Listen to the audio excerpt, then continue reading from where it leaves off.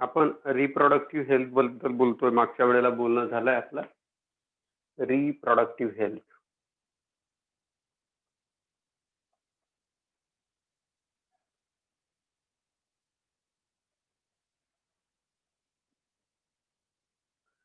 Reproductive health मध्ये मागच्या वेळेला आपण डिस्कस केलं medical termination of pregnancy.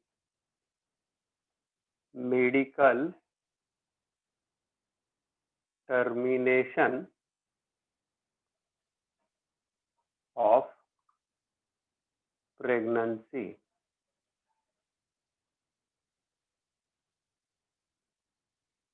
Medical termination of pregnancy.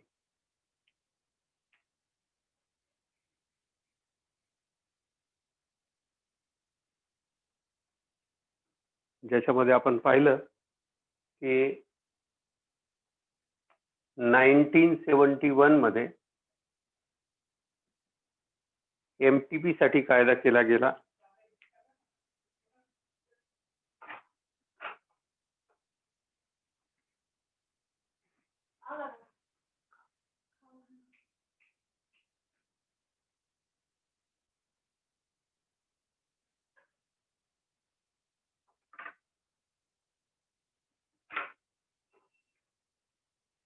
Medical termination of pregnancy मध्ये आपण पाहिलं होतं की 1971 मध्ये हा लॉ इथं आला आणि त्याच्यानंतर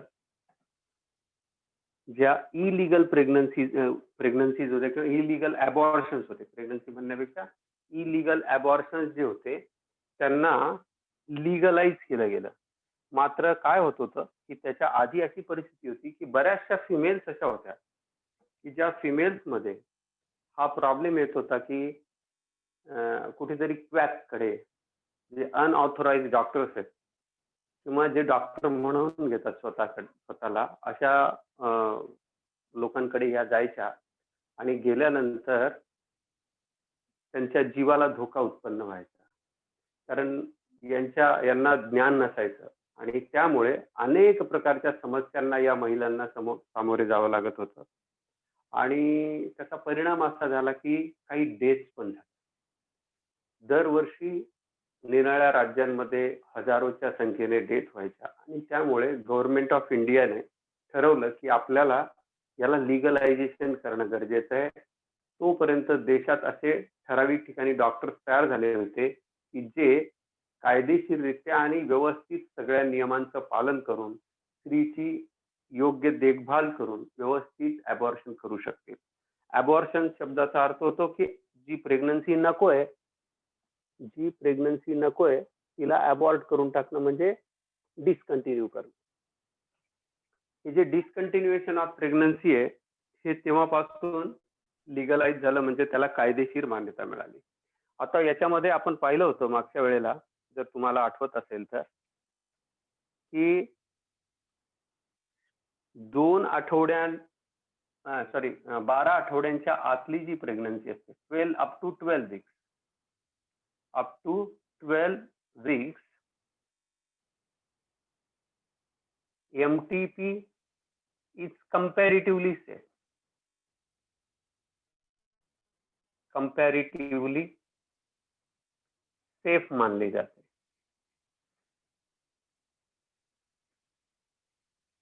मेडिकल टर्मिनेशन ऑफ प्रेग्नन्सी 12 आठवड्यांपर्यंत जर करायची असेल तर कंपॅरेटिव्हली सेफ मानली जाते. तोपर्यंत जास्त आमनिओटिक मेम्ब्रेन वगैरे वगैरे बाकीच्या गोष्टी एवढ्या चांगल्या पद्धतीने डेव्हलप नसतात. एम्ब्रियो छोटा असतो आणि लाईफ थ्रेटनिंग कंडिशन, जी जीवनाला समस्या निर्माण करेल किंवा एखाद्या फिमेलसाठी तिच्या जीवाला धोका उत्पन्न होईल अशी परिस्थिती याच्या आत येत नाही.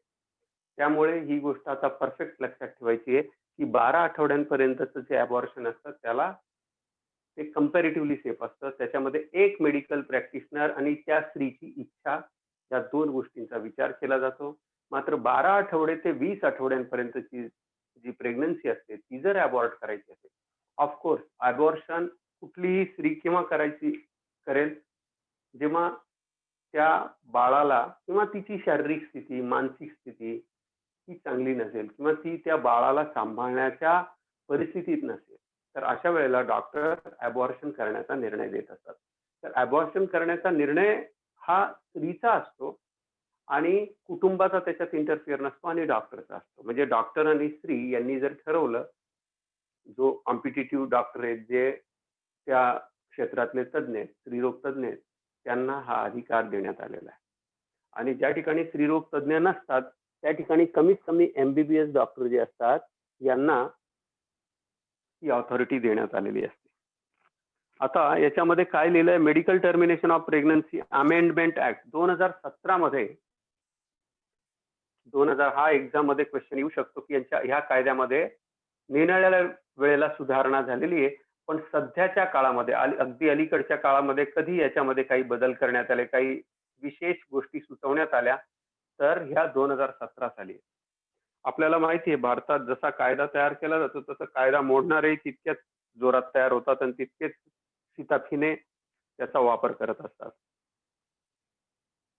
MTP Act 1917 was enacted by Government of India. The intention of MTP as is to reduce the incidences of illegal abortion and consequent maternal mortality. म्हणजे आईचा मृत्यू दर रोखण्यासाठी आणि बेकायदेशीर होणारे गर्भपात थांबवण्यासाठी हा कायदा केला गेलेला आहे.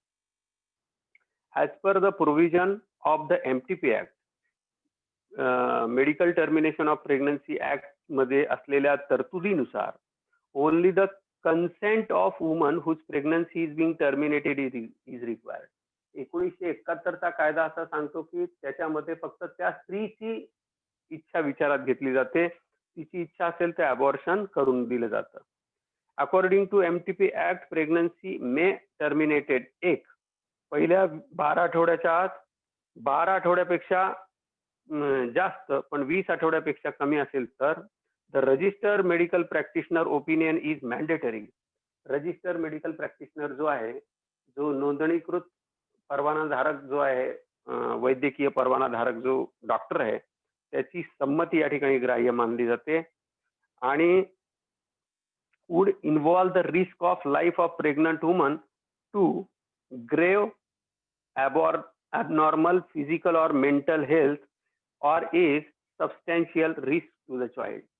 म्हणजे अशा गोष्टी या ठिकाणी विचारात घेतल्या जातात. त्या स्त्रीची मानसिक स्थिती, शारीरिक स्थिती, तिला काही आजार असेल तर अशा वेळेला डॉक्टर त्या स्त्रीला परवानगी देतात की तू तुझं चाइल्ड अबॉर्ट करू शकते, तुझं बेबी अबॉर्ट करू शकते. याचं कारण असं आहे की ती स्त्री सांगते, अशा वेळेला का सांगते ती स्त्री, तिचं म्हणणं असं असतं की मी होणाऱ्या बाळाला सांभाळू शकणार नाही, कारण माझी शारीरिक स्थिती नाही. मानसिक दृष्ट्या ती खचलेली असेल, काही प्रॉब्लेम असतील, काही मेंटल इलनेसेस असतील, तर अशा वेळेला सुद्धा डॉक्टर लीगल अबॉर्शन करण्याचा सल्ला देतात आणि त्याला गर्भपात करून दिला जातो. मेन गर्भपात कशासाठी आला हा जर विचारात घेतला तर आज जे आधुनिक सायन्स आहे, या सायन्समुळे आपल्याला अनेक गोष्टींचे, तुम्हाला मी मागच्या वेळेला बोललो होतो, आम्निओसेंटेसिस जे आहे, हे आम्निओसेंटेसिस कशासाठी केलं जातं की बाळामध्ये, जन्माला येणाऱ्या बाळामध्ये काही शारीरिक व्याधी आहे का, क्रोमोझोमल लेवलच्या, म्हणजे त्याच्या जीन्स मध्ये काही प्रॉब्लेम आलेला आहे का, त्याला एखादा असा असाध्य आजार आहे की ज्याच्यामुळे त्याचं आयुष्य त्याचंही खराब होईल आणि पर्यायाने त्या कुटुंबाचंही आयुष्य खराब होईल, अशी काही परिस्थिती आहे का, किंवा त्याला शारीरिक मोठा एखादा दोष आहे का, उदाहरणार्थ हातच नाहीये, पायच नाहीये, किंवा डोकं नाहीये, किंवा डोळ्यामध्ये, हृदयामध्ये काही मोठी ॲबनॉर्मॅलिटी झाली, असं बाळ जन्माला घालून उपयोग काय. किंवा कधी कधी 2 बाळं एकदम आईच्या गर्भात वाढतात आणि पूर्णपणे चिकटलेले असतात, ज्यांना सेपरेट करणं कठीण असतं. अशा वेळेला 20 आठवड्यांपर्यंत सुद्धा अशा बाळांचं अबॉर्शन करून दिलं जातं. अर्थात त्याला सोनोग्राफीचा प्रूफ लागतो, 2 डॉक्टर्स लागतात, त्या कुटुंबाची, त्या आईची पूर्ण संमती लागते. या सगळ्या गोष्टी MTP मध्ये विचारात घेतल्या जातात. हे झालं मागच्या वेळेला मी मुद्दाम मागचं डिस्कशन केलं, कारण बऱ्याच मुलं जॉईन झाले. आता आज आपण जे 2-3 महत्वाचे मुद्दे डिस्कस करणार आहोत, त्याच्यामध्ये पहिला मुद्दा जो आहे तो आहे venereal diseases or sexually transmitted diseases. आज आपण जे चर्चा करणार आहोत, आपला मूळ मुद्दा जो आहे तो सेक्शुअली ट्रान्समिटेड डिसीजेस, ज्याला एसटीडीज म्हणतो आपण, किंवा reproductive infections, reproductive tract infections. आणि दुसरा मुद्दा जो आहे आपल्याला आज बोलायचा आहे, दॅट इज इनफर्टिलिटी. एकीकडे लोकसंख्येचा भस्मासूर वाढलेला आहे, एकीकडे लोकसंख्या प्रचंड वेगाने वाढते आहे आणि वाढलेली आहे, पण दुसरीकडे असेही कपल्सची संख्या वाढत चाललेली आहे की ज्यांना मूलबाळ नाही. तर या दोन्ही गोष्टींवर आपण डिस्कस करणार आहोत. आपण पहिल्यांदा डिस्कस करतोय sexually transmitted infection, STI. Sexually transmitted infection.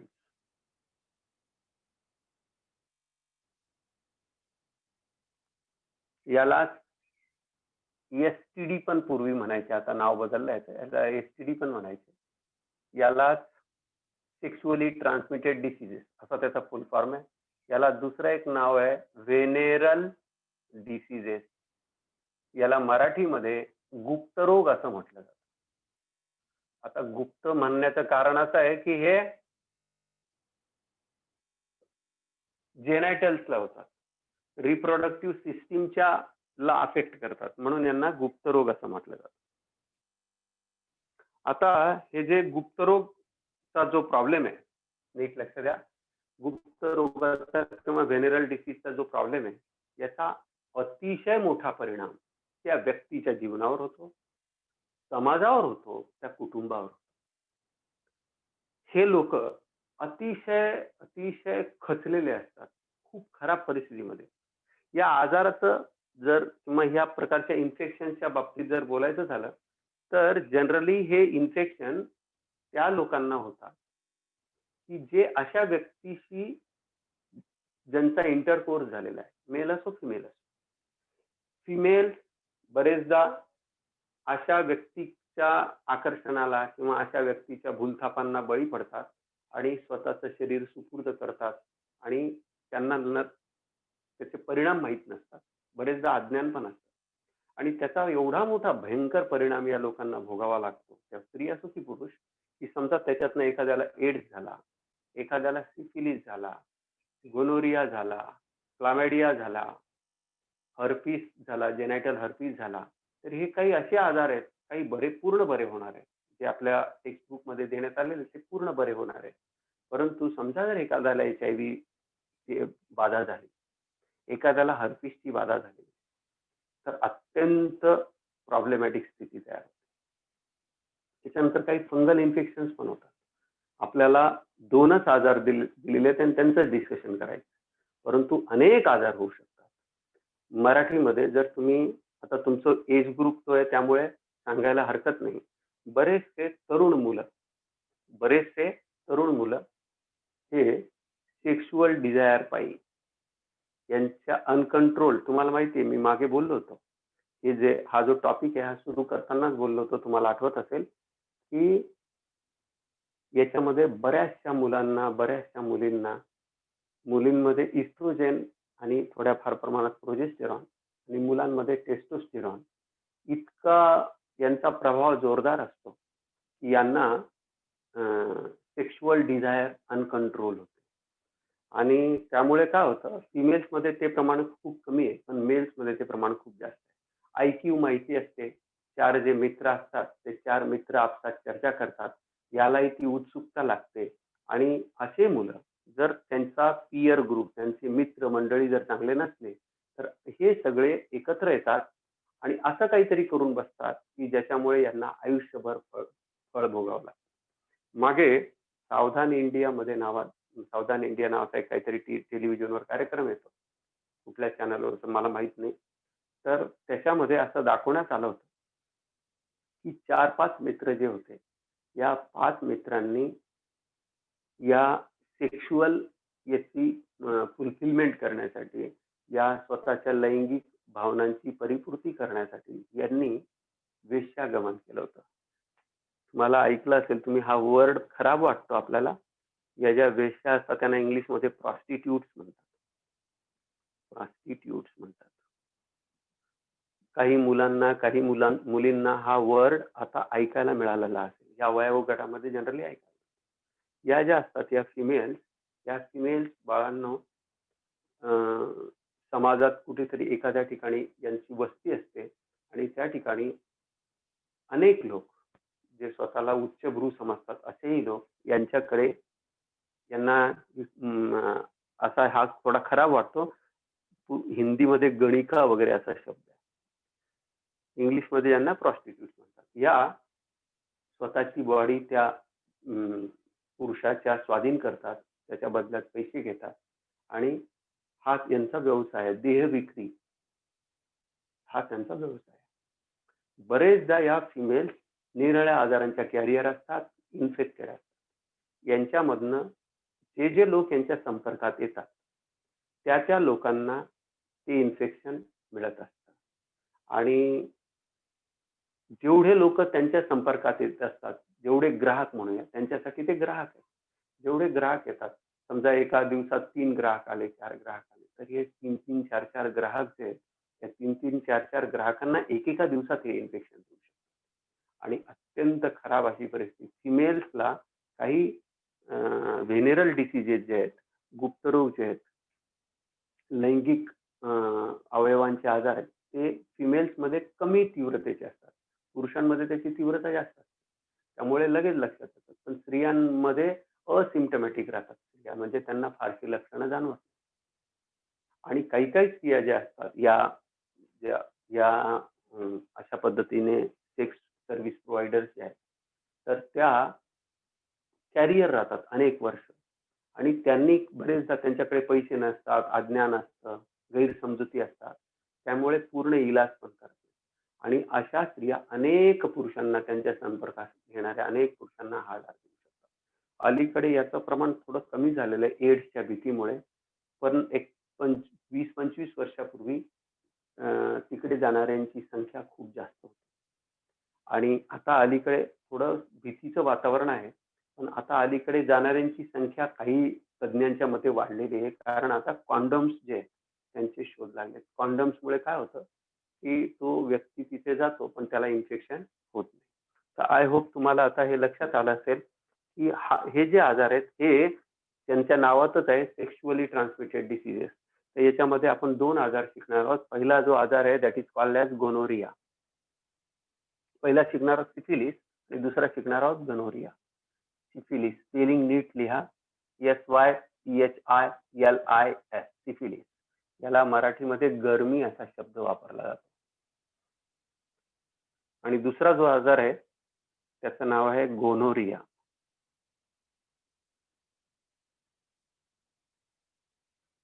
Syphilis आणि गोनोरिया हे जे आजार आहेत हे बॅक्टेरियामुळे पसरणारे आजार आहेत.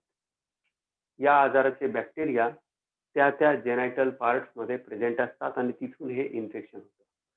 हे सिफिलिसचा जो आजार आहे त्याचं कॉझेटिव्ह ऑर्गॅनिझम बरेचदा एक्झाम मध्ये विचारला जातो.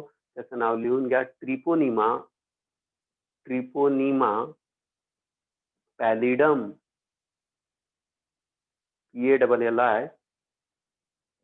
PALLIDUM, Treponema पॅलिडम. ह्या त्या पॉझिटिव्ह एजंटचं नाव आहे. हा बॅक्टेरिया आहे, म्हणजे हे बॅक्टेरियल इन्फेक्शन आहे. कशामुळे होतो? सेक्सुअल कॉन्टॅक्टमुळे. हा जो आहे हा निझेरिया गोनोरी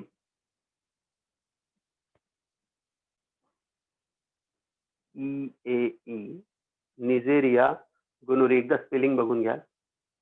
निझेरिया गोनोरी नावाच्या बॅक्टेरिया पासून, हे पण बॅक्टेरियाने होणारं इन्फेक्शन.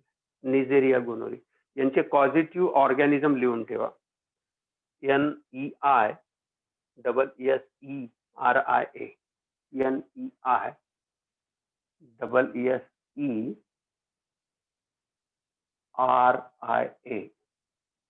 निझेरिया गोनोरी. आता थोडक्यात काय फरक आहे दोघांमध्ये? याला मराठीत परमा असा शब्द आहे. तुम्ही कधी वाचनात आला तर तुम्ही याला लक्षात ठेवा, परमा असा शब्द आहे. याच्यामध्ये काय होतं बाळांनो, या इन्फेक्शन मध्ये या जेनायटल पार्ट मधून पस येतो, दुर्गंधीयुक्त पू येतो आणि लालसर दुर्गंधीयुक्त पू येतो आणि कधी कधी प्रेग्नंट वुमन मध्ये जर झाला तर जे जन्माला येणारं बाळ असतं त्याच्या डोळ्याला इन्फेक्शन होतं. त्याला म्हणतात गोनोकॉकल ऑप्थॅल्मिया. ऑफ्थॅल्मिया म्हणजे याचे जन्मताच डोळे येतात या बाळाचे, कारण त्याच्या आईला तो असतो आणि त्यामुळे हा आजार पुढच्या बाळांमध्ये काही कारण नसतानाही पसरू शकतो. आता ह्या दोघांमध्ये बेसिक फरक काय आहे की याच्यामध्ये मेल्सचा जो हा पार्ट आहे बघा, हा पार्ट जो आहे, हा part, what is this part, कोण सांगता याचं नाव? हा जो पार्ट आहे या पार्टचं नाव सांगा. पेनिस. नाही, हा पार्ट हा याला म्हणतात ग्लान्स. ग्लान्स पेनिस, ग्लान्सचा भाग आहे. याच्यावर असा मोठा चट्टा पडतो, असा चट्टा पडतो, खड्डा पडतो आणि याची बरेचदा हा न दुखणारा चट्टा असतो आणि याच्यातनं हा पुरुष जर दुसऱ्या स्त्री बरोबर जर संबंध करेल, इंटरकोर्स करेल, तर याच्यातले या ठिकाणी हे ट्रिपोनिमा याच्यातनं या रक्तातनं याच्या स्रावातनं पाझरत असतात आणि पुढच्या स्त्रीला तो इन्फेक्ट करू शकतो. तर हा पार्ट जो आहे तो ग्लान्स पेनिसवर इथे चट्टा होतो. सुरुवातीला याची लक्षणं सौम्य असतात, नंतर वाढत असतात. आपण त्याचा पिरियड वगैरे डिटेल याच्यामध्ये काय होतं, हा जो आजार आहे याच्यामधनं या जेनायटल पार्ट मध्ये याच्यातनं पू पडतो. याच्यात या आजारात कुठल्या गोनोरियामध्ये असं जर स्क्वीज केलं, पेडिसला असं दाबलं तर त्याच्यातनं पस येतो. आणि फिमेल्सचा जो व्हजायनल पार्ट आहे, समजा हा व्हजायनल पार्ट आहे, तर हा व्हजायनल पार्ट जो आहे, आपल्याला माहिती आहे व्हजायनल पार्ट असा असतो, हा असा असतो आणि या ठिकाणी असं इथे जाऊन इथे सर्व्हिक्स असतं. मी तुम्हाला मागे दाखवलं होतं, इथे सर्व्हिक्स असतं, इथे हे मी पुसतो, या ठिकाणी इथे हे युटेरस असतं, इथे हे युटेरस असतं फिमेल समजा. तर या ठिकाणी हा जो पार्ट आहे इथे चट्टे होतात, इथे या ठिकाणी इथे चट्टे होतात, न दुखणारे चट्टे असतात. त्यामुळे फिमेल्स पण कॅरियर आहेत की नाही हे जेव्हा डॉक्टर आतून एक्झामिनेशन करतात तेव्हा त्यांना कळतं की ही इन्फेक्शन कोणत्या प्रकारचे. या इन्फेक्शनचा जो पिरियड असतो, समजा एक व्यक्ती अशा ठिकाणी जाऊन आली, मेल असेल फिमेल किंवा अशा कॉन्टॅक्ट झाला त्यांचा, तर तिथून जोपर्यंत लक्षणं येतात त्या पर्टिक्युलर पिरियडला इन्क्युबेशन पिरियड असा वर्ड यूज करतात. काय वर्ड यूज करतात? Incubation period. हा जो इन्क्युबेशन पिरियड असतो प्रत्येक आजारासाठी वेगवेगळा असतो. तर इन्क्युबेशन पिरियड या आपण याचा लिहू पहिल्यांदा, सिफिलिसचा इन्क्युबेशन पिरियड लिहा 3 to 4 वीक्स. 3 to 4 वीक्स म्हणजे सर्वसाधारण 1 महिन्याच्या आत या लोकांमध्ये हे लक्षणं दिसायला लागतात. इन्फेक्शन कुठे होतं? Mucus membrane in genital, rectal and oral region. Mucus membrane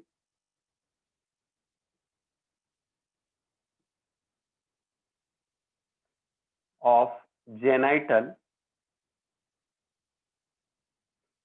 rectal and oral region. आता काही लोकांमध्ये दुर्दैवाने सांगावं असं वाटतं की काही लोकांना अनैसर्गिक इंटरकोर्स करण्याची खराब सवय असते. फिमेल आणि मेल हे त्यांच्यासाठी जेनायटल रूट दिलेला आहे, तर त्या पद्धतीने इंटरकोर्स केला जावा असं निसर्गाला, देवाला अपेक्षित असेल. पण या ठिकाणी हे रेक्टल इंटरकोर्स करतात. रेक्टल इंटरकोर्स म्हणजे ॲनस मध्ये इंटरकोर्स, आणि त्यामुळे एक मोठी समस्या तयार होते, त्याच्यामुळे रेक्टल इन्फेक्शन होतं. ओरल मध्ये बरेचदा काय होतं की किसिंग वगैरे जे केलं जातं, तर त्याच्यामध्ये एखाद्या व्यक्तीच्या तोंडामध्ये आतल्या बाजूला, जसं मी बोललो होतो की ग्लान्सवर जसा चट्टा येतो तसंच तोंडाच्या आत पण कधी कधी चट्टा आलेला असतो आणि हा पुन्हा न दुखणारा न फारसा आग न होणारा चट्टा असतो आणि किसिंगच्या वेळेला ते ट्रान्सफर होतात. हे जे बॅक्टेरिया असतात ते ट्रान्सफर होतात त्याच्यामुळे आणि काही ठिकाणी पुन्हा इथं अनैसर्गिक नॅचरल जो आहे इंटरकोर्सचा बऱ्याचशा या फिमेल्समध्ये मेल्सचा जेनायटल पार्ट जो असतो तो तोंडात घेण्याची वगैरे तुम्ही बघितलं असेल, आय डोंट नो. पण ते एक वाईट पद्धतीची ते ट्रॅडिशन आहे. फॉरेन मध्ये लोक तशा पद्धतीने खराब पद्धतीने हे करतात, त्याच्यामुळे इन्फेक्शन. सिफिलिस जर आईला असेल तर बाळाला ट्रान्सफर होतो. तर हे सगळे रूट्स आहेत त्याचे. आता याच्यामध्ये होतं काय, होतं असं की सिफिलिस झालेली जी व्यक्ती असते त्याला सुरुवातीला ताप येईल, थोडासा चट्टा होईल आणि छोटे छोटे छोटे छोटे लक्षणं दिसतात. आपण आता सिफिलिस बद्दल डिटेलमध्ये बोलूया, मग गोनोरिया बद्दल बोलू.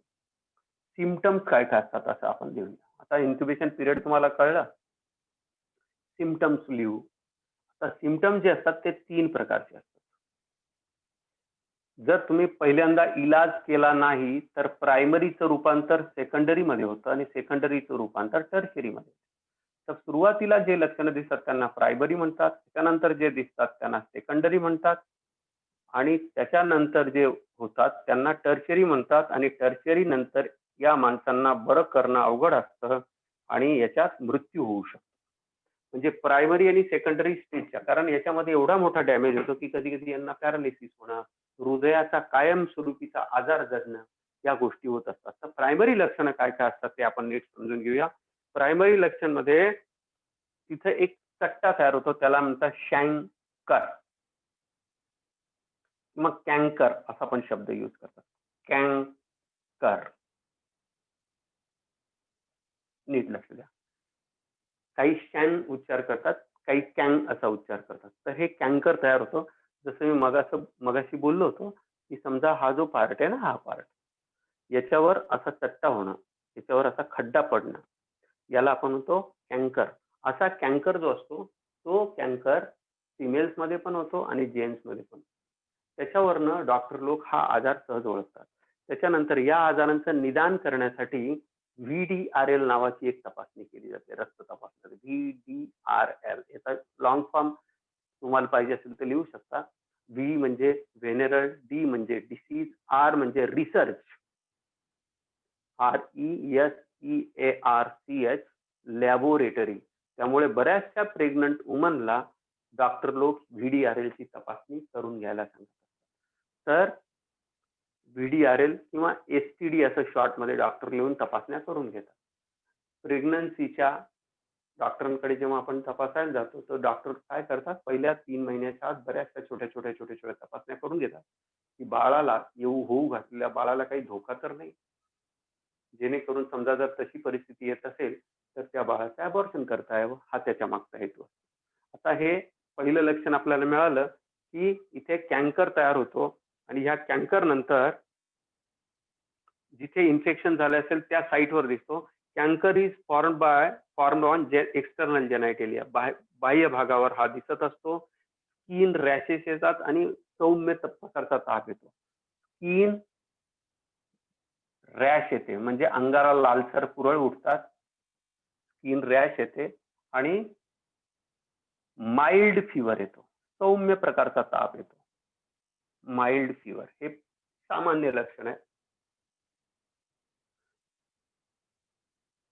याच्यानंतर इन्फ्लेम्ड जॉइंट्स.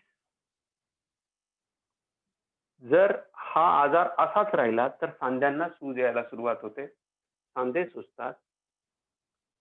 त्याच्यानंतर लॉस ऑफ हेअर, अचानकपणे या लोकांच्या ठराविक भागामध्ये मधले डोक्याचे वगैरे जे असतात केस नाहीसे होतात.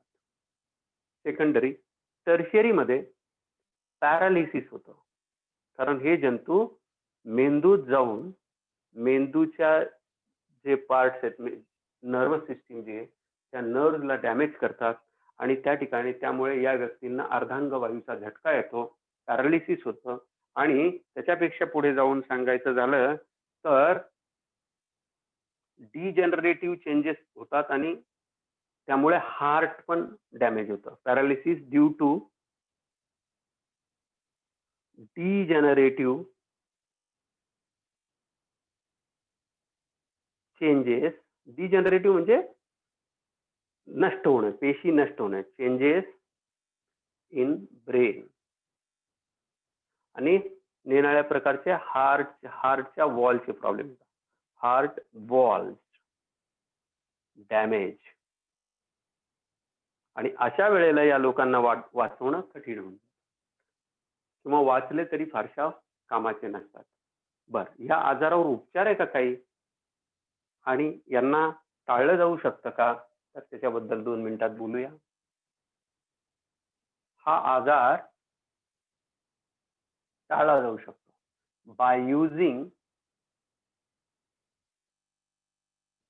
कॉन्डम. जर एखादा व्यक्ती, एखादा पुरुष जर कॉन्डम यूज करत असेल तर त्याच्यामध्ये हा होण्याची शक्यता कमी होतो. सगळ्यात महत्वाची गोष्ट याच्यासाठी सेफ सेफ जी सेक्स प्रॅक्टिसेस आवश्यक आहे.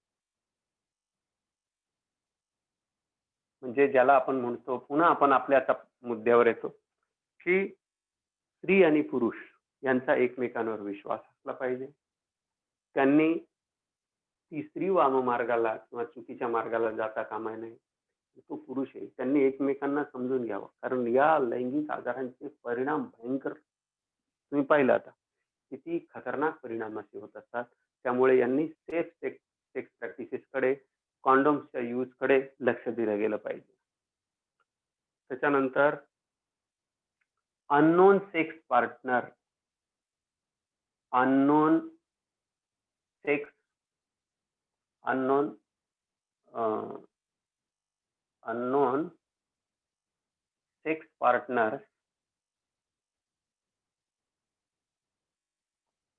should be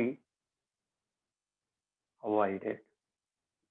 ज्यांना आपण जाणत नाही, ज्यांच्याबद्दल काही माहित नाही, अशा लोकांबरोबर सेक्सुअल प्रॅक्टिसेस करायला नको. आणि मल्टिपल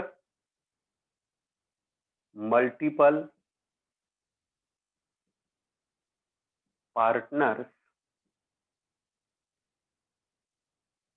should be avoided. याच्यासाठी उपचार जो आहे हा 100% जर अर्ली डिटेक्ट झाला तर हा 100% बरा होणारा आजार आहे. लिहून ठेवा. Treatment 100% curable if detected earlier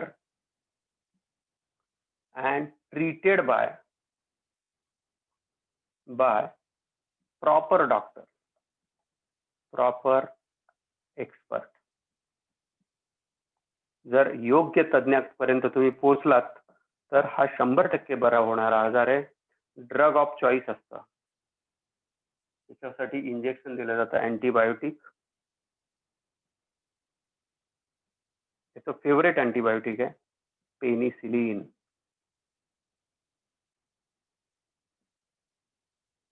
penicillin. तर तुम्हाला एक्झाम मध्ये विचारलं जाईल किंवा describe one of the sexually transmitted disease. तर आपल्याला हे पॉईंट जर कव्हर करता आले तर याच्यात पैकीच्या पैकी मार्क मिळतात. अत्यंत सोपं आहे, काही अवघड नाही. प्रायमरीमध्ये काय होतात, कॅन्कर तयार होतो, थोडासा ताप येतो, अंगाला रॅश येते. दुसऱ्या टप्प्यामध्ये सांधे सुजतात आणि लिजन जे असतं ते भरून जातं आणि त्या व्यक्तीचे सांधे सुजायला लागतात आणि मग त्या व्यक्तीचं जी शारीरिक क्षमता असते ती थोडी वीक होते. त्याच्यातही त्याने दुर्लक्ष केलं तर पुढे जाऊन डिजनरेटिव्ह चेंजेस होतात ब्रेनमध्ये आणि हार्टमध्ये आणि त्यामुळे या व्यक्तीला कायमस्वरूपीचा एखादा मोठा आजार किंवा कायमस्वरूपीचं अपंगत्व जे असतं ते येऊ शकतं. तर हे याच्या बाबतीत आपण पाहिलं, हा गंभीर आहे. कंपॅरेटिव्हली गोनोरियापेक्षा हा गंभीर आजार मानला जातो. पुढचा जो आजार आहे त्याच्याबद्दल आपण बोलूया. That is gonorrhoea.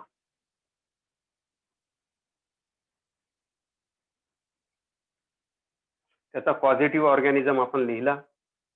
त्याच्यामध्ये मेल आणि फिमेल मध्ये इन्क्युबेशन पिरियड वेगवेगळा असतो. गोनोरिया. आपल्याला आजाराचं माहिती झालं काय होतं याच्यामध्ये. पस येत असतो. मेल मध्ये 2 ते 14 दिवस हा इन्क्युबेशन पिरियड. इन्क्युबेशन पिरियड म्हणजे आजार होण्याचा कालावधी. फ्रॉम इन्फेक्शन, इन्क्युबेशन पिरियडचा अर्थ समजून घ्या. संसर्ग ते लक्षण दिसण्याचा कालावधी. जसं तुम्ही काहीतरी दूषित अन्न वगैरे खाल्लं तर तुम्हाला 3 आठवड्यांमध्ये सर्वसाधारणतः टायफॉइडचे लक्षण 3 ते 6 आठवड्यांच्या आत तुम्हाला टायफॉइड होतो. तसंच तुम्ही जर दूषित पाणी पिलं, दूषित अन्न खाल्लं तर तुम्हाला काय वेळ जशी 1 महिन्याच्या आत. समजा HIV चे इन्फेक्शन झालं, HIV वाल्याचा संपर्क झाला तर 3 ते 6 महिन्यामध्ये तुम्हाला HIV चे लक्षणं किंवा HIV पॉझिटिव्ह टेस्ट येऊ शकते. तर तसा हा इन्क्युबेशन पिरियड असतो निरनिराळ्या आजारांसाठी निरनिराळ्या पद्धतीने. याचा इन्क्युबेशन पिरियड मेलसाठी जो असतो बघा, this is male, this is female. Male आणि फिमेल मध्ये वेगवेगळा असतो. मेल मध्ये 2 ते 14 दिवस असतो आणि फिमेल मध्ये थोडासा उशिरा असतो. तो असतो 7 ते 21 दिवस. 7 to 21 डेज मध्ये याचे लक्षणं येतात. मेल्स मध्ये पण आणि फिमेल्स मध्ये पण दुर्गंधीयुक्त पू हे याचं लक्षण आहे. पस येत असतो. स्क्वीज केलं त्याच्यामध्ये काय होतं की पेनिसचा जो पार्ट असतो, हा जो पेनिसचा पार्ट आहे या पार्ट मध्ये इथे इथे या जेनायटल मध्ये तर म्युकस मेम्ब्रेनलाच अफेक्ट करणारा हा आजार आहे.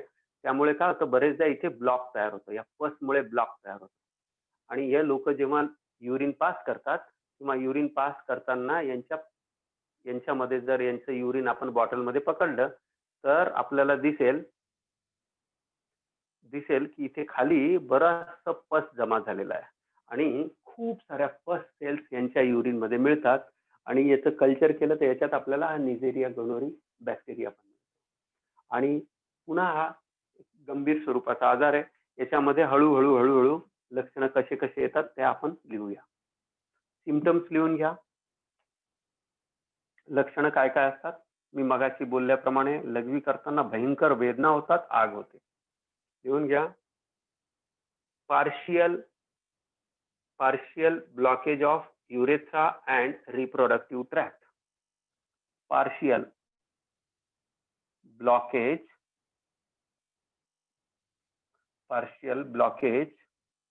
of urethra. युरेथ्रा म्हणजे ज्याच्यातनं मेल्स मध्ये किंवा मेल फिमेल सगळ्यांमध्ये ज्याच्यातनं युरिन पास केली जाते त्या ट्यूबला आपण युरेथ्रा असं आपण म्हणतो. पार्शियल ब्लॉक होतो आणि त्यामुळे याच्यातनं बरेचदा असं दाबल्यानंतर यावेळेस लघवी करताना ज्या वेळेला लोकांना त्रास होतो त्यावेळेला हे पेनिसला स्क्वीज करतात किंवा दाबतात त्यावेळेला त्याच्यातनं पस येतो. डॉक्टर लोक पण ग्लोव्ज घालून तपासणी करताना जेव्हा असं स्क्वीज करतात आणि पस आला की समजतात की हा गोनोरिया आहे. तर पार्शियल ब्लॉकेज असतो याच्यात. पस from penis,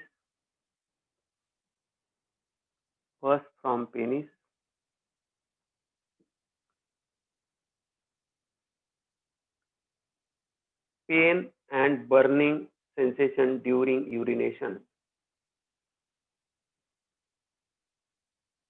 Pain and burning sensation, आग होते आणि दुखतं. बर्निंग सेन्सेशन, इतक्या वेदना होतात. मी स्वतः हे पेशंट ट्रीट केले त्यामुळे मला माहिती.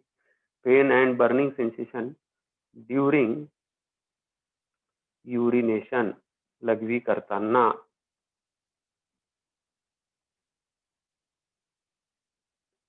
फिमेल्स मध्ये these are the symptoms of male. Females मध्ये जवळजवळ सिमिलर प्रॉब्लेम असतो. पेल्विक, पोटात दुखतं. Pelvic inflammation of urinary tract. Pelvic inflammation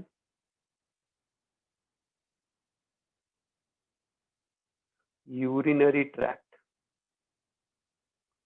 मूत्रमार्गाचा दाह होतो, आग होते. त्याच्यानंतर महत्वाची गोष्ट स्टरिलिटी. काही या लोकांना इथले मेल मध्ये लिहून घ्या, कधी कधी सांधे पण दुखतात, आर्थरायटिस पण होतो. आर्थरायटिस, संधिवाताचा पण त्रास सुरू होऊन जातो. पण ही सेकंड स्टेज आहे, दिस इज सेकंड स्टेज. लगेच पहिल्या दिवसापासून होत नाही, this is second stage. Pelvic inflammatory of urinary tract. त्याच्यानंतर arthritis, children born with affected mother suffer from gonococcal ophthalmia. त्याच्यानंतर vulvovaginitis in girls before puberty. Females मध्ये हे लक्षणं, जसं इथे मेल मध्ये आर्थरायटिसचा त्रास होतो तसं आर्थरायटिस पण होत असतो, म्हणजे हा इथे कॉमन झाला. आणि याच्यामध्ये सगळ्यात मेन गोष्ट आहे गोनोकॉकल ऑफ्थॅल्मिया, म्हणजे डोळे येणं लहानपणीच. लिहून ठेवा, इथं मराठीवाल्यांनी लिहून ठेवा. कंजंक्टायव्हायटिस, कंजंक्टायव्हायटिस म्हणजे डोळे येणं. जन्मताच डोळे येतात आणि ज्या लहान लहान मुली असतात त्यांना व्हल्वोव्हाजायनायटिसचा त्रास होतो. यांच्या जेनायटल पार्ट्स मध्ये जर अशा इन्फेक्टेड मदर पासून यांचा जन्म झाला असेल तर व्हल्वोव्हाजायनायटिस. दिसतंय का तुम्हाला? व्हल्वोव्हाजायनायटिस नाही दिसत आहे, ठीक आहे, इथे लिहितो.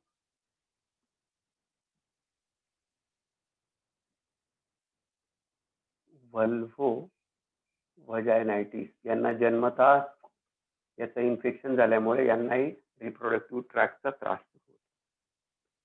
आणि हा कधी होतो? बिफोर प्युबर्टी, वयात येण्याच्या आधी, बिफोर प्युबर्टी. आता हा प्रॉब्लेम जर असेल आणि हे इन्फेक्शन जर झालं असेल तर या स्त्रिया इनफर्टाईल होतात, म्हणजे यांना मूलबाळ होऊ शकत नाही. बिकेम किंवा बिकम इनफर्टाईल किंवा स्टराईल, दोन्ही अर्थ झाला. स्टराईल, या स्त्रियांना मूलबाळ होत नाही. इनफर्टाईल वर्ड वापरतात किंवा स्टराईल वर्ड. त्यांना आयुष्यभर पुन्हा मूलबाळ होऊ शकत नाही. हा मोठा प्रॉब्लेम आहे आणि हा पण 100% बरा होणारा आजार आहे. आता याच्यासाठी काय केलं पाहिजे? पुन्हा सेफ सेक्स प्रॅक्टिसेस. काय केलं पाहिजे? हाऊ टू अवॉइड, प्रिव्हेंशन कसं करायचं? सेक्स हायजीन म्हणजे जेनायटल पार्ट्स क्लीन ठेवलं पाहिजे. HYGIENE म्हणजे आपले लैंगिक अवयव स्वच्छ ठेवले पाहिजे, नुसतं वरून नाही तर विचाराने पण. Use condom during sexual intercourse.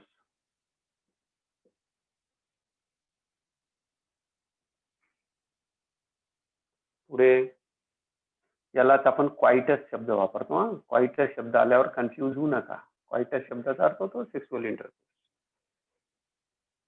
त्याच्यानंतर avoid sex with multiple partner, अनेकांशी संबंध टाळले पाहिजे.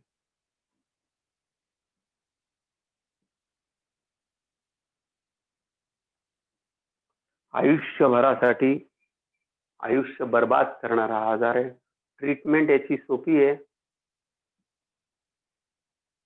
आपल्या बुक मध्ये दिलेलं आहे. याच्यासाठी सेफिक्झिमची गोळी द्यावी लागेल. सेफिक्झिम 200 मिलीग्रॅम 2 वेळा 2 टाइम 10 डेज. हे पुढचं नाही दिलेलं आहे, एवढंच दिलेलं आहे, पण हे कमीत कमी 10 दिवस या जर गोळ्या घेतल्या तर हा आजार जाऊ शकतो. जर नाही फरक पडला तर पुन्हा याच्यातही पेनिसिलिनचं इंजेक्शन द्यावं लागतं. I think we have finished here. कोण निघून गेलं? Yes, thank you Roshan. बाकीची मंडळी कुठे आहे बेटा आज?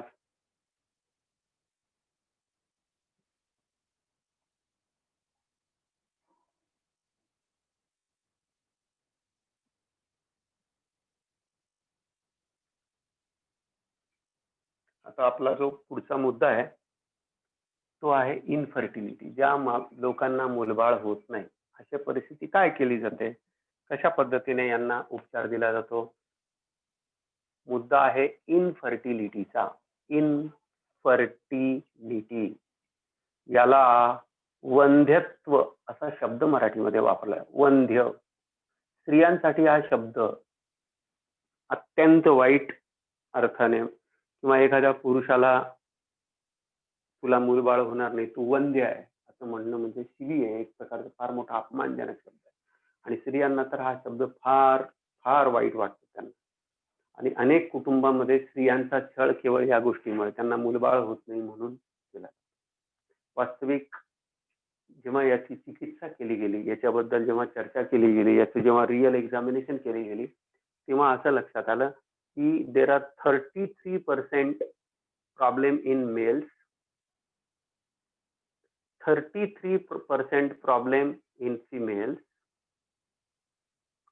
काय काय सापडलं ते तुम्हाला सांगतो. 33% मेल्स मध्ये प्रॉब्लेम आला, 33% फिमेल्स मध्ये प्रॉब्लेम आला, 33% प्रॉब्लेम बोथ मेल आणि फिमेल दोघांमध्ये सापडले. काही प्रॉब्लेम मेल मध्ये सापडला आणि काही प्रॉब्लेम फिमेल मध्ये पण सापडला, म्हणजे दोघांमध्ये प्रॉब्लेम होते. आणि 1% जो आहे, त्याच्यातला 1% जो आहे तो रिमेन और कॉज नॉट फाउंड असं लिहू शकतो. तुम्हाला सोप्या शब्दात सांगतो. Cause not detected by doctor. सगळ्या तपासण्या झाल्या, सगळ्या गोष्टी झाल्या, तरी डॉक्टरला कारण सापडलं नाही. असे 1% लोक जे असतात त्यांचा उपचार करणं कठीण आहे.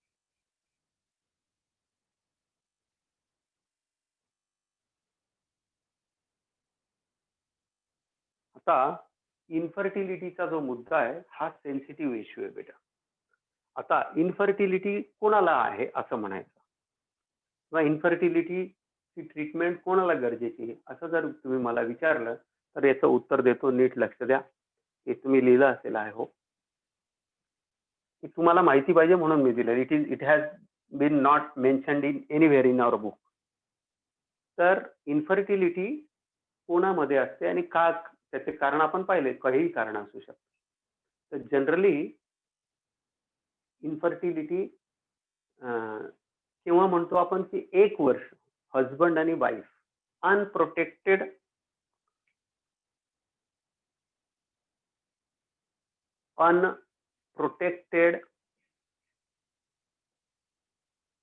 Sexual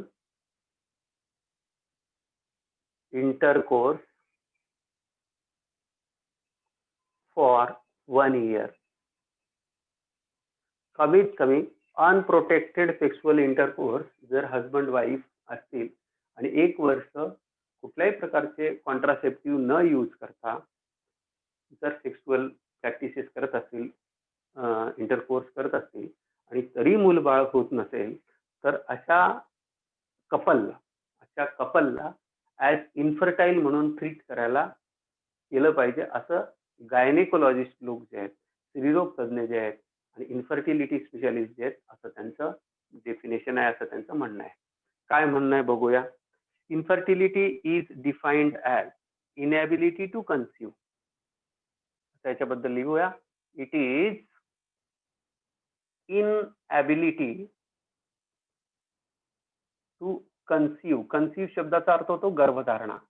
inability to conceive naturally after 1 year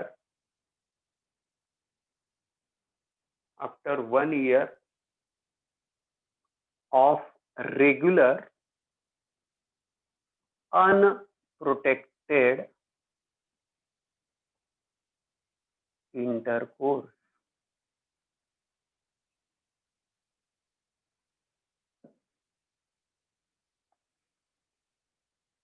याचं कारण अनेक ठिकाणी असू शकतं. कॉजेस काय काय कारण असतात याचे? याचे कॉजेस अनेक प्रकारचे कॉजेस असतात. सगळ्यात महत्वाचं कॉज एखाद्यामध्ये फिजिकल कॉज असू शकतं. लैंगिक भागामध्ये एखादा दोष असेल, प्रॉब्लेम असेल, नीट पाळी येत नसेल, फिमेल असेल तर, मेल्समध्ये स्पर्म्स नीट तयार होत नसतील, बनत असतील तर 2 डोके 1 शेपटी, 2 शेपट्या 1 डोकं अशा निराळ्यापणे डिफेक्टिव्ह स्पर्म बनत असतील, स्पर्म काउंट खूप कमी झाला असेल, जेनायटल ऑर्गन जो आहे बऱ्याचशा पुरुषांमध्ये मी सांगितलेलं आहे, जेनायटल ऑर्गन जो आहे त्याची डेव्हलपमेंट नाही झालेली, टेस्टिसची डेव्हलपमेंट नाही झाली, पेनिसची डेव्हलपमेंट नाही झाली, तर किंवा एखाद्या फिमेलमध्ये कधी कधी म्हणजे फिजिकल मध्ये काय काय तर ते तुम्हाला सांगतो की पेनिसची साईज खूपच छोटी असणं, त्याच्यानंतर टेस्टिसची साईज खूप छोटी असणं किंवा कधी कधी टेस्टिसची नीट डेव्हलपमेंट न होणं हे मेल्स मधले कॉजेस असतात. आणि फिमेल्स मध्ये युटेरस जे असतं, या युटेरस मध्ये इथे कधी कधी असा मोठा पडदा तयार होतो, असा मोठा पडदा आतल्या बाजूने असतो किंवा हे अशा पद्धतीचं युटेरस झालेलं असतं, अशा पद्धतीचं युटेरस असतं. हे जर असं युटेरस असेल तर अशा युटेरस मध्ये कन्सिव्ह करणं कठीण असतं. तर अशा हे काही फिजिकल रिझन्स आहेत. पुढे मानसिक कारण असतात, सायकोलॉजिकल रिझन्स असतात. लिहूया. सायकोलॉजिकल, फिजिकल, कंजेनायटल जन्मजात दोष असेल. आता मी जो युटेरसचा दाखवला कंजेनायटल जन्मजात दोष असतो. सायकोलॉजिकल कारण असतात. काही काही पुरुषांना, काही काही स्त्रियांना जन्मजात म्हणजे लग्न करण्यापासूनच भीती वाटत असते की आपण कसं कन्सिव्ह करू, किंवा त्यांच्या मनात अतिशय दडपण असतं आणि कन्सिव्ह होण्यासाठी मानसिकता पण लागते ना, मानसिकताच नसते. बऱ्याचशा फिमेल ज्या असतात त्या इमिजिएट इंटरकोर्स नंतर लगेच ताबडतोब जाऊन डुशिंग करून घेतात, म्हणजे लगेच ताबडतोब ते जे सिमेन असतं, जे फ्लुइड असतं मेलच्या जेनायटल पार्ट मधून त्यांच्या बॉडीमध्ये गेलेलं, ते ताबडतोब बाहेर पडून जातं. त्याच्यामुळे होत नाही, माहित नसतं, बरेचसे अज्ञान पण असतं याच्या मागे. त्याच्यानंतर काही डिसीजेस असतात इन्फ्लॅमेटरी, जसं आपण पाहिलं इम्युनॉलॉजिकल आणि इन्फ्लॅमेटरी डिसीजेस. इम्युनॉलॉजिकल म्हणजे प्रतिकार क्षमतेशी संबंधित, इम्युनॉलॉजिकल अँड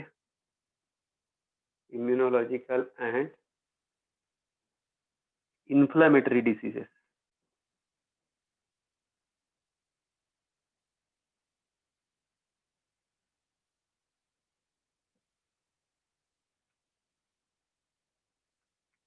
फिमेल्स मध्ये पॉलिसिस्टिक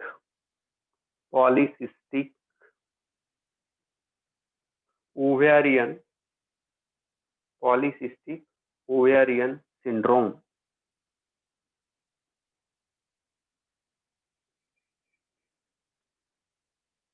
सिस्ट शब्दाचा अर्थ होतो, नीट लक्ष द्या, सिस्ट शब्दाचा अर्थ होतो की एक मेम्ब्रेन आहे आणि आत फ्लुइड भरलेलं आहे, याला म्हणतात सिस्ट. This is fluid. याच्यात द्रव पदार्थ भरलेला असतो, लिक्विड भरलेला असतं, फ्लुइड भरलेलं, दिस इज फ्लुइड आणि दिस इज मेम्ब्रेन. असे भरपूर सारे स्ट्रक्चर जर ओव्हरीज मध्ये तयार झाल्या, तर एकापेक्षा जास्त असे स्ट्रक्चर तयार होणं याला म्हणतात पॉलिसिस्टिक. अनेक सिस्ट तयार होणं कुठे? ओव्हरीज मध्ये. आणि त्यामुळे अनावश्यक हॉर्मोनची लेवल वाढलेली असते. फिमेल्स मध्ये मिशा यायला लागतात, दाढी यायला लागते, बॉडीवर एक्स्ट्रा केस यायला लागतात, त्यांचं नॉर्मल हे जे असतं सायकल्स असतात, पिरियड्स असतात, ते डिस्टर्ब होतात आणि त्यामुळे या स्त्रिया कन्सिव्ह करू शकत नाही. त्याच्यानंतर हॉर्मोनल इम्बॅलन्स असेल,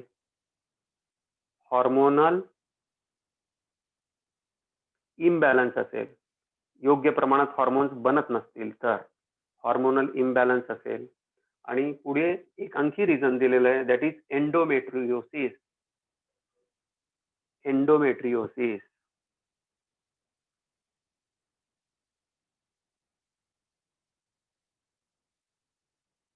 आणि मेल्समध्ये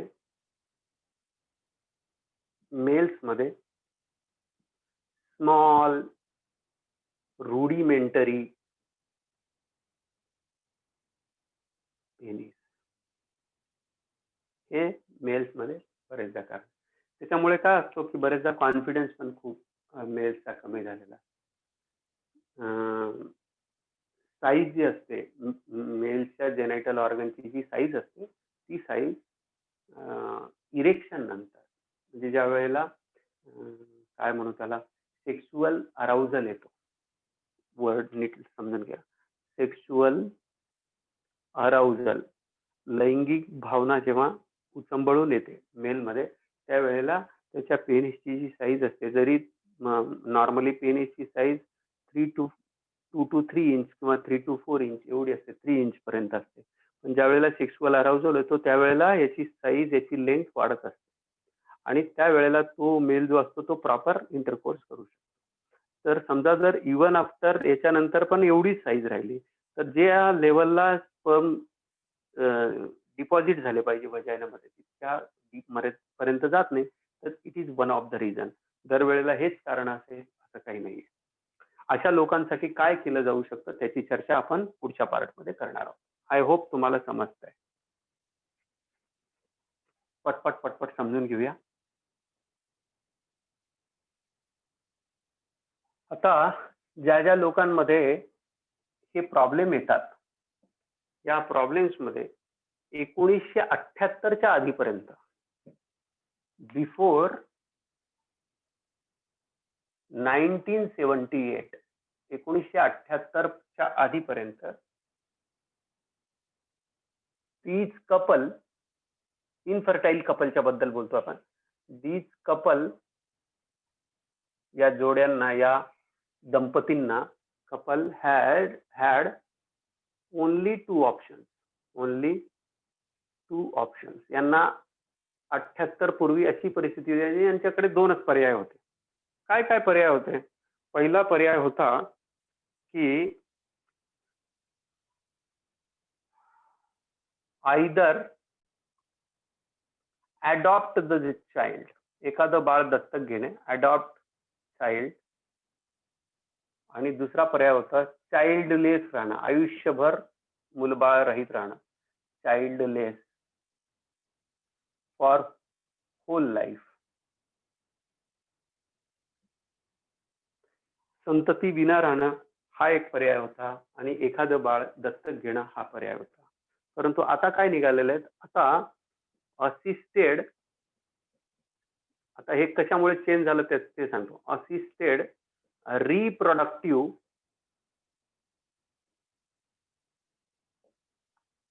टेक्निक्स आता अवेलेबल केलेले आहेत. यांना शॉर्ट मध्ये ART म्हणतो. असिस्टेड रिप्रोडक्टिव्ह टेक्निक्समुळे आता अशी परिस्थिती सहसा राहत नाही. जसं मी बोललो की एखाद्या मेलमध्ये sperm count, sperms proper produce आहेत, फक्त पेनिसची साईज छोटी आहे किंवा काही कारणाने त्याला एखादा असा प्रॉब्लेम आहे, असा डिसीज आहे. मी एक जगविख्यात सायंटिस्ट जो स्टीफन हॉकिंग होता त्याच्याबद्दल ऐकलं, मी मागे बोललो होतो वाटतं तुम्हाला, मला माहिती नाही. स्टीफन हॉकिंगला मुलं झाले, कसे झाले असतील? तर this is the way. Assisted reproductive टेक्नॉलॉजीमुळे काय केलं जातं, याच्यामध्ये स्पर्म्स कलेक्ट केले जातात, त्या फिमेलच्या बॉडीमधने ते प्रॉपर तिथपर्यंत या मेलच्या पार्टमधून स्पर्म काढले जातात आणि ते डायरेक्टली फॅलोपियन ट्यूब मध्ये इंजेक्ट केले जातात किंवा तिथपर्यंत पोहोचवले जातात. फर्टिलायझेशन होऊ शकतं जर फिमेलमध्ये प्रॉब्लेम नसेल. किंवा दुसरं जे टेक्निक आहे त्याच्यासाठी पहिलं महत्वाचं टेक्निक यूज केलं जातं इन विट्रो फर्टिलायझेशन. लिहून ठेवा, in vitro fertilization. In vitro फर्टिलायझेशनचा अर्थ असा होतो की एक डिश घेतली जाते किंवा एक असं समजा, यालाच आपण म्हणतो test tube baby. Test tube baby programme असतो हा.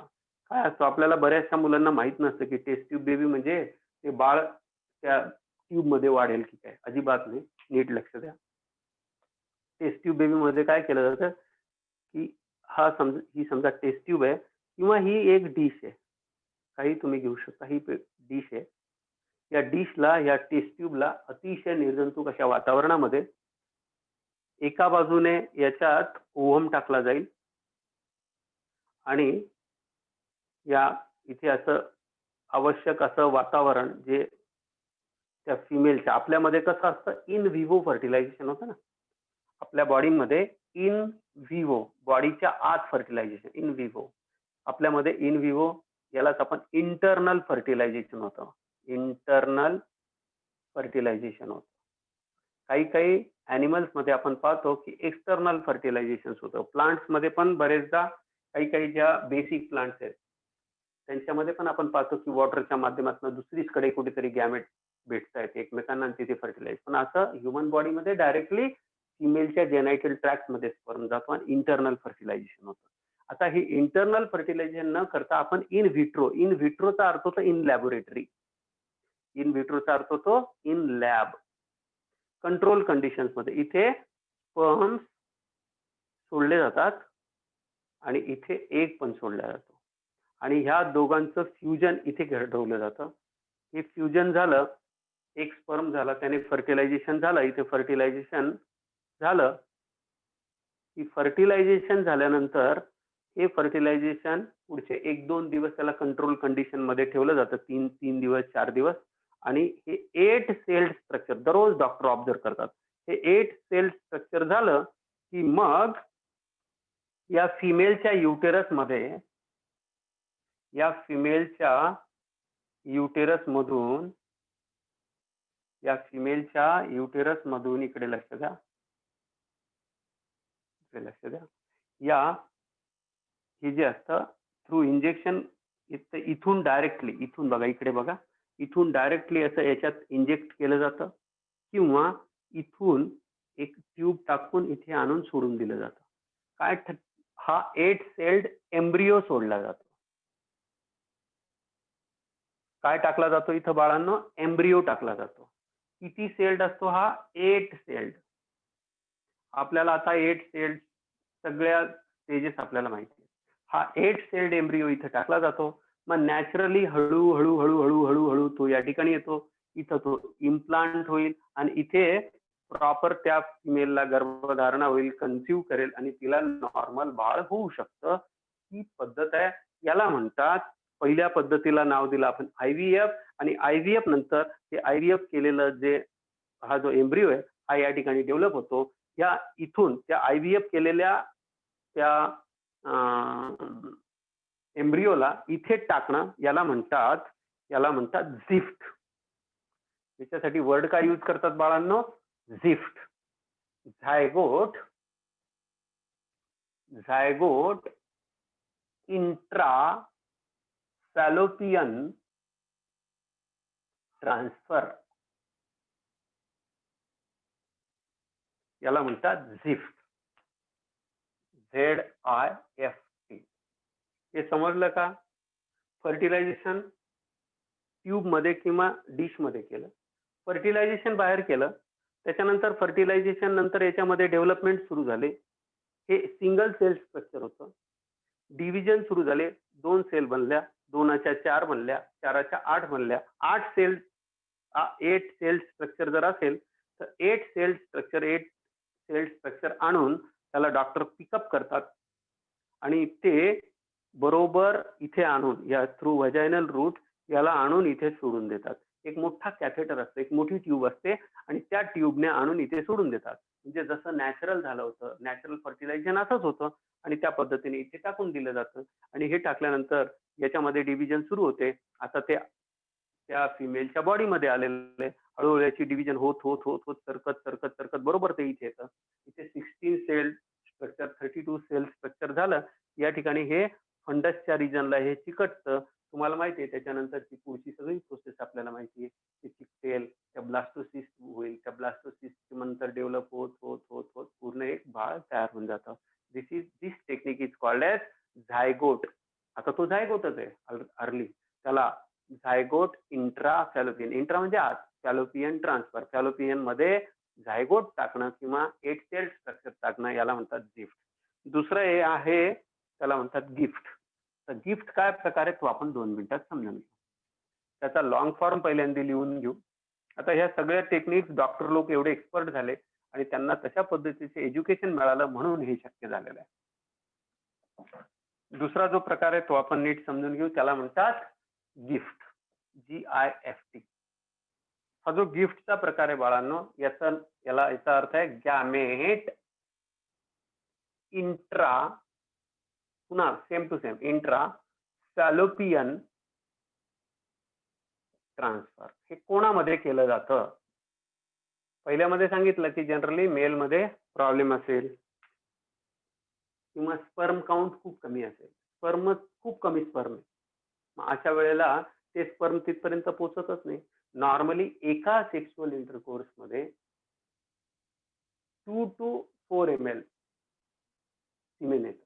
त्याच्यामध्ये जवळजवळ 300 to 400 मिलियन स्पर्म एका वेळेला डिपॉझिट केले जातात. त्याला इन्सेमिनेशन म्हणतो आपण.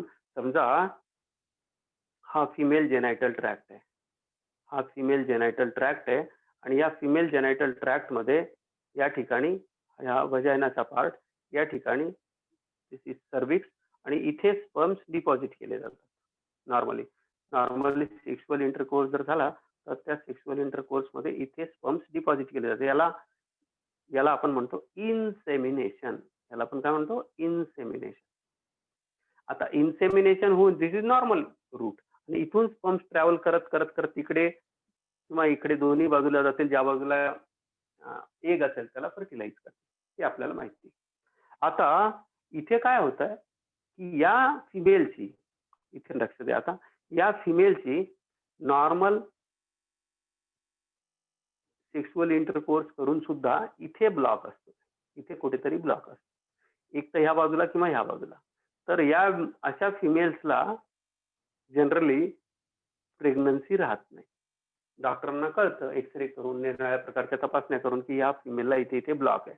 मग डॉक्टर काय करतात? डॉक्टर या फिमेलचा बरोबर डेट वगैरे ठरवून हिचं चेकअप करतात आणि इथला जो एग आहे हा एग बाहेर काढतात, एग घेतात आणि ह्या तिच्या हजबंडने डोनेट केलेले स्पर्म्स जे असतात ते घेतात आणि दोन्हीच्या दोन्ही आणून जी बाजू नॉर्मल असेल, समजा ही बाजू नॉर्मल आहे, तर इथे जसं मी मगाशी बोललो तसं कॅथेटरने एक छोट्याच्या नळीने आणून इथे सोडून देतात. आता काय ट्रान्सफर केले? आता काय ट्रान्सफर केलं आपण? गॅमेट्स ट्रान्सफर केले ना. काय ट्रान्सफर केले वेळांनो? गॅमेट्स ट्रान्सफर केले. म्हणजे याच्यात स्पर्म पण ट्रान्सफर केला आणि ओव्हम पण ट्रान्सफर केला आणि हे एकत्रित इथे आणून सोडून दिले. आता इथे नॅचरली फर्टिलायझेशन होईल आणि फर्टिलायझेशन झाल्यानंतर ते डेव्हलपमेंट होत होत होत होत इथे, कारण ह्या स्त्रीमध्ये बाकीचा प्रॉब्लेम नाहीये आणि हिच्यामध्ये समजा हिचं जे युटेरस वगैरे आहे याच्यामध्ये आवश्यक ते योग्य ते औषधं देऊन हिला युटेरस जे आहे ते नॉर्मल केलं जातं आणि ही प्रेग्नन्सी या ठिकाणी राहते. This is called as GIFT, gamete intra fallopian transfer. पुन्हा तुम्हाला लक्षात आलं की ज्यांच्यामध्ये ट्यूबल ब्लॉक असतो त्यांच्यामध्ये हा प्रॉब्लेम सॉल्व्ह केला जातो. ट्यूब ब्लॉक असते, ट्यूबल ब्लॉक म्हणतात त्याला, ट्यूबल ब्लॉक. अशा फिमेल्स की ज्यांच्यामध्ये ट्यूबल ब्लॉक असतो. काही वेळेला जर दोन्हीच्या दोन्ही, सहसा 99% होत नाही, पण समजा एखाद्या स्त्रीमध्ये दोन्हीच्या दोन्ही ट्यूब ब्लॉक आहेत आणि तिच्यामध्ये अशी व्यवस्था करण्यासारखं नाहीये, तर अशा वेळेला त्या फिमेलच्या गॅमेट तिचा असतो, म्हणजे एग तिचा असतो, स्पर्म तिच्या हजबंडचा असतो आणि ह्या दोघांना एका तिसऱ्या फिमेलची बॉडी घेतली जाते. तिला सांगितलं जातं की बाई तुला आम्ही असं असं पैसे देऊ आणि तिची बरोबर पाळीची तारीख जी असते ती बरोबर मॅच केली जाते आणि त्या वेळेला तिच्या बॉडीमध्ये हे गॅमेट तिच्या बॉडीमध्ये टाकतात आणि ती अशा स्त्रीला सरोगेट मदर म्हणतात. काय वर्ड यूज करतात? Surrogate mother.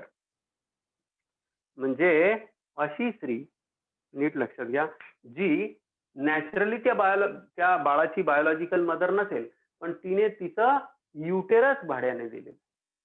ती पुढच्या 9 महिन्यापर्यंत ते सांभाळणार आहे. त्याच्यानंतर ते दूध जे येणार आहे ते दूध पहिले 3 महिने, 4 महिने, 6 महिने जे काही कॉन्ट्रॅक्ट झाला असेल, कधी कधी या स्त्रिया आपलं गर्भाशय आणि आपलं मिल्क यांचा सौदा करतात. चांगली गोष्ट आहे. असं तसं विचार करायला गेलं तर आपल्याला असं वाटतं असं कसं काय करू शकतात.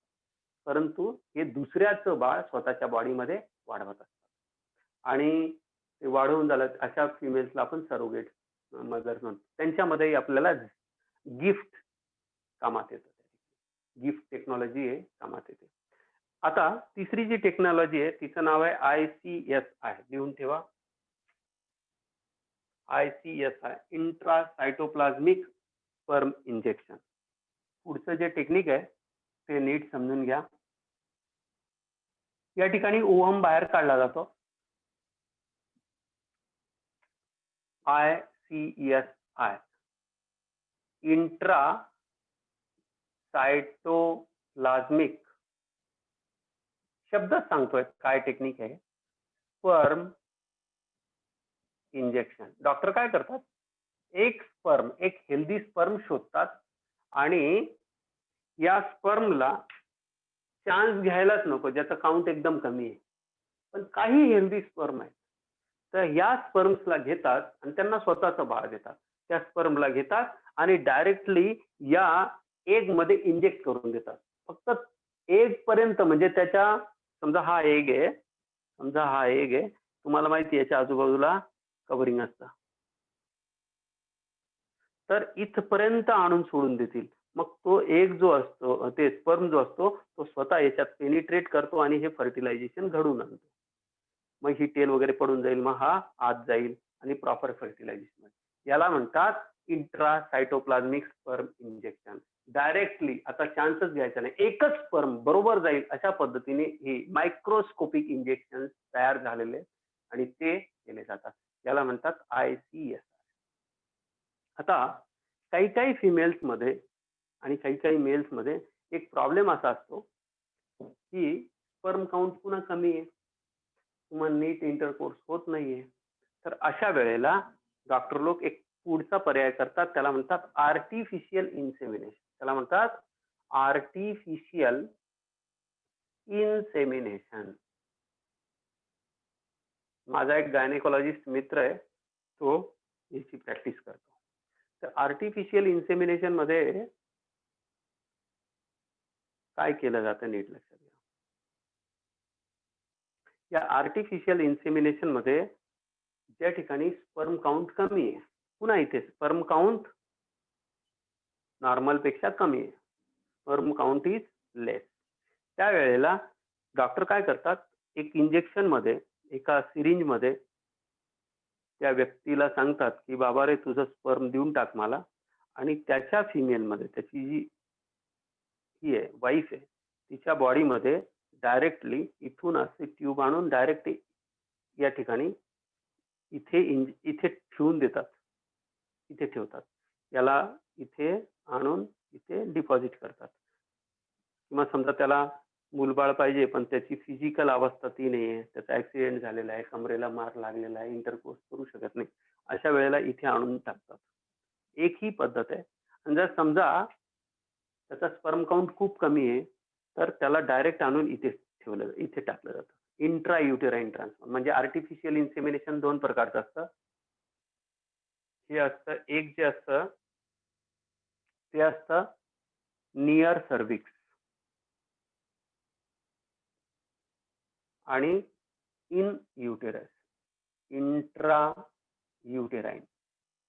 युटेरस मध्ये डायरेक्ट स्पर्म टाकणं, या दोन पद्धतींनी या लोकांना मूलबाळ दिलं जातं इन्फर्टिलिटीसाठी. आता तुम्हाला लक्षात आलं की दोन्ही कंडिशन मध्ये स्पर्म काउंट कमी असतो किंवा हजबंड जो असतो तो सेक्सुअल इंटरकोर्स करण्याच्या योग्यतेचा नसतो, प्रॉब्लेम असतो त्याला. तर या आर्टिफिशियल इन्सेमिनेशन. आता हे दोन्ही गोष्टी आपण समजून घेतल्या. एकामध्ये सर्व्हिक्स मध्ये टाकतो आपण, दुसरा याला आपण IUI असं म्हणतो, इंट्रा युटेराइन इन्सेमिनेशन. दोघांमध्ये टेक्नॉलॉजी समजली तुम्हाला. आता शेवटचा जो मुद्दा आहे तो आपण बोलूया आणि इथे समजून घेऊ. आता काही लोकांना मूलबाळ होतच नाही, मग अशा लोकांना आणखी एक पर्याय असतो की एक तर त्यांनी स्पर्म बँक मध्ये जावं, जिथे इतर लोकांनी डोनेट केलेले, जसं ब्लड बँक असते तसं काही लोकांना, चांगले लोक जे हेल्दी लोक आहेत ज्यांची फिजिकल कंडिशन चांगली आहे अशा लोकांनी डोनेट केलेले स्पर्म, ज्यांना कुठल्याही प्रकारचा जेनेटिक डिसऑर्डर नाही, तर अशा लोकांचे लोक जातात या बँक्समध्ये आणि त्या ठिकाणी स्वतःचं सिमेन डोनेट करतात. ते सिमेन त्या असे कपल आहेत की ज्यांच्यामध्ये अझूस्पर्मिया नावाची एक कंडिशन असते. अझूस्पर्मिया. या अझूस्पर्मिया नावाच्या कंडिशन मध्ये त्या मेलच्या बॉडीमध्ये स्पर्म बनत नाही आणि भविष्यातही बनण्याची शक्यता नसते. बाकी हजबंड म्हणून म्हणून तो नॉर्मल असतो. त्यांचे हजबंड वाईफ रिलेशनशिप पण एकदम चांगले असते. पण प्रॉब्लेम असा आहे की त्यांना चाइल्ड पाहिजे, आता ते मिळणार नाही.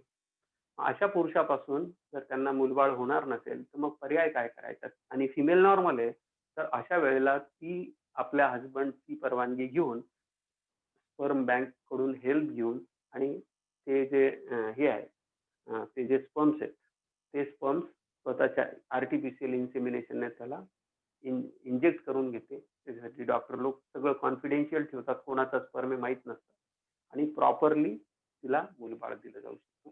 याला म्हणतात स्पर्म बँक. त्याला वर्ड काय यूज करतो आपण, स्पर्म बँक. आणि शेवटचा जो पर्याय आहे, जर तुम्हाला एवढं सगळं करून काहीच नाही साध्य झालं तर शेवटचा पर्याय उरतो, that is adoption of child. त्यासाठी अडॉप्शन असा शब्द आहे, दत्तक घेणे. वय वर्ष ज्यांचं 21 वर्ष पूर्ण झालेलं आहे अशी स्त्री किंवा असा पुरुष ज्याची शारीरिक स्थिती चांगली आहे, फिजिकल चांगलं आहे, मेंटल चांगलं आहे आणि फायनान्शियल कंडिशन पण चांगली आहे, आर्थिक परिस्थिती पण चांगली आहे, असे लोक एखादं चाइल्ड अडॉप्ट करू शकतात. आणि असं जेव्हा चाइल्ड अडॉप्ट केलं जाईल त्यावेळेला त्यांना त्या मुलाला, जरी ते बायोलॉजिकल फादर मदर नसले, म्हणजे त्यांच्या शरीरातनं जरी ते बाळ जन्माला आलेलं नसतं तरी कायदेशीर हक्क त्याला दिले जातात. लीगल त्याला ते बाळ, ते फादर, लीगल फादर किंवा लीगल मदर बनू शकतात. एक व्यक्तीही अडॉप्ट करू शकतो आणि कपल्स पण अडॉप्ट करू शकतात, अशी कायद्यात तरतूद केली गेलेली आहे. इथे आपलं चॅप्टर संपलेलं आहे. उद्या आपण चॅप्टर, याच्या पुढचं जे चॅप्टर आहे मेंडेलियन जेनेटिक्सचं, principles inheritance and variation, principle याच्यामध्ये नाव आहे, एनसीईआरटी मध्ये नाव आहे त्याचं. तर इनहेरिटन्स आणि व्हेरिएशन चॅप्टर आपण उद्यापासून चालू करतोय. सगळ्या मुलांना सांगा, चॅप्टर अतिशय इंटरेस्टिंग आहे, इम्पॉर्टंट आहे एक्झाम पॉईंट ऑफ व्ह्यूने. सगळ्यांनी प्रॉपर लेक्चरला अटेंड करा. आजचं लेक्चर मी अपलोड करून देतो. आज आपले यवतमाळवाले उठले नाही का त्यांच्यापर्यंत लिंक पोहोचली नाही, आय डोंट नो. तर बघूया, काही प्रॉब्लेम असेल तर आणि मग जाऊया. थँक्यू.